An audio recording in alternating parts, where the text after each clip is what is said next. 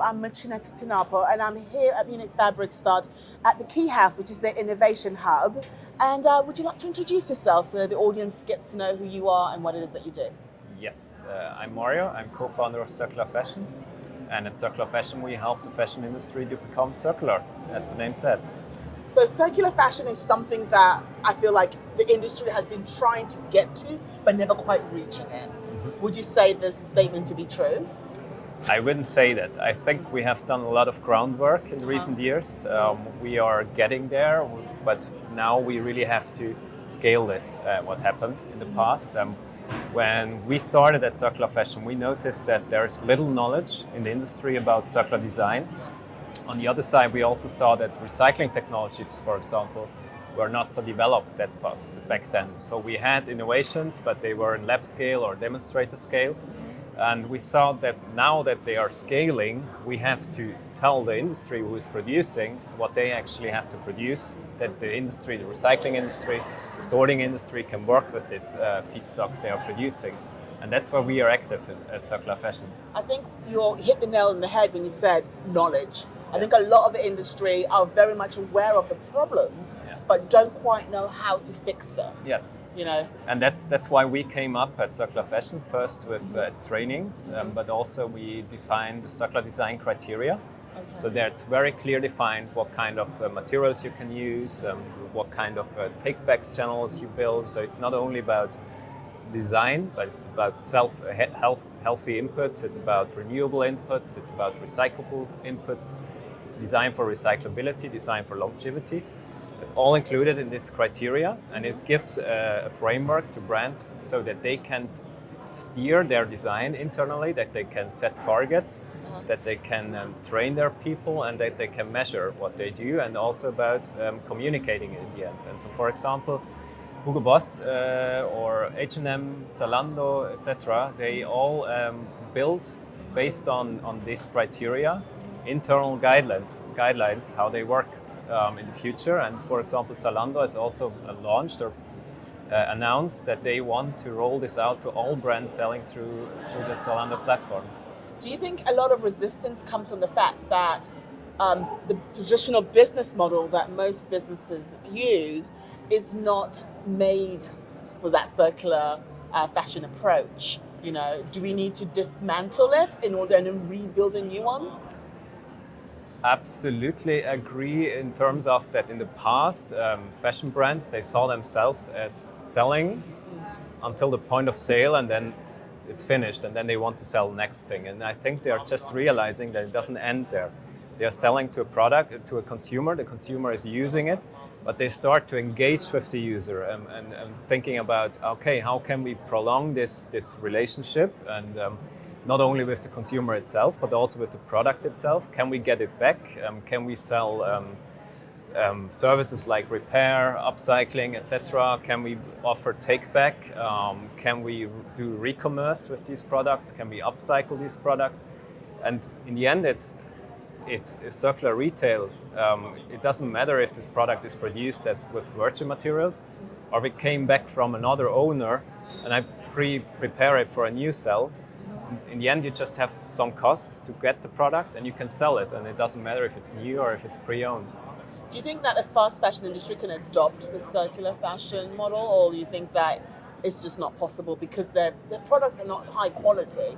So it's really hard to say, let's have a second wear, let's repair it, because its quality is really bad. Yeah. So would you say this marks the death of fast fashion, or do you think it will adapt and change and fit in with the change? Yeah.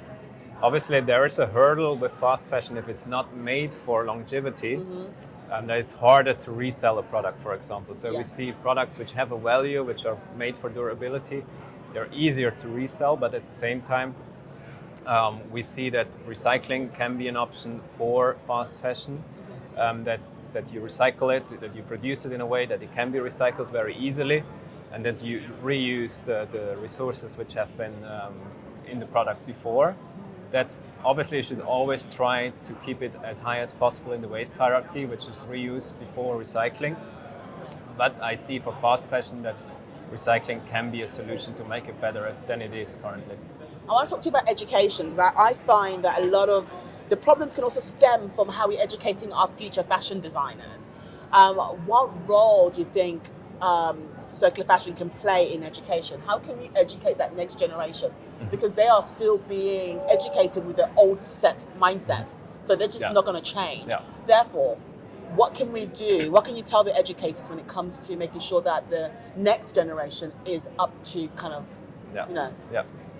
This is actually where we came from. So my co-founder, she was a lecturer at the university and taught circular design. And she noticed, okay, I should not only do this at the university where I am, we have to bring this into the industry, we have to bring this to the brands.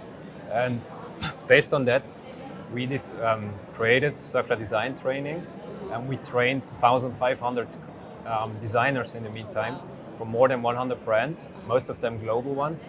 So we're really bringing this into the industry. As you probably might know, legislation is playing a really key role in kind of changing that conversation. Absolutely. And I guess forcing businesses to change their mindset. Do you think this is a good thing or not such a good thing for them to kind of get involved? A lot of the industry has been self-governing. Yes, I absolutely think it's a good thing because it sets the rules where everyone can apply to, and we have a level playing field where no one has an advantage when he's behaving unsustainable. So everyone is behaving sustainable, and the ESPR from the EU, which they published in March this year, has a lot of requirements for circular design. So they're speaking about healthy inputs, renewable inputs, recyclable inputs, design for recycling, design for longevity, exactly like our circular design criteria.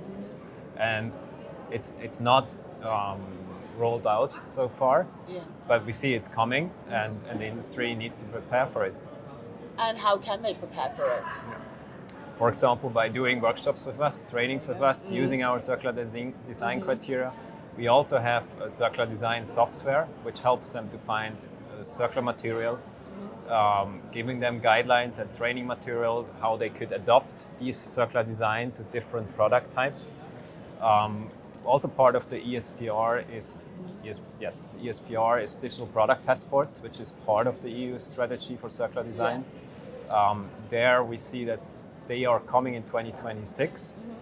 We as Circular Fashion are offering their circularity IDs, which is a way to save product information and make them accessible for consumers, but also for the sorting industry, the guys who are collecting the product and making decisions about reuse, making decisions about recycling. So who's your customer? Can anyone work with you? Are you only focusing on the big companies, or can smaller brands get in touch and say, hey, we need some help? I think we mainly have big customers, big fashion brands as customers, but we also working with smaller ones. I think, for example, Armed Angels is a very sustainable one in Germany, not so big like H&M, etc., but one of the market leaders in sustainable fashion. But we are also working with manufacturers, helping them to adapting circular design criteria for manufacturing or manufacturing trainings. And we're working with sorting companies, so we offer them sorting stations which are able to read IDs, which are products, and making sorting decisions for reuse and recycling. I think you're doing a really good job. I think one of the big problems in the industry is people are told to be circular, but they have no clue how to go about it. So the job that you're doing, you're making the transition a lot easier for companies, and also not scaring them too much by kind of saying, hey, this is the information, this is how you go about it. So thank you so much for finding a moment to chat with us. And if anyone wants to get in touch with you guys, how can they do that? You can reach out to our website, circular.fashion, very easy. And there you find all information to get in touch with us. Thank you so much. Thank you. You're welcome.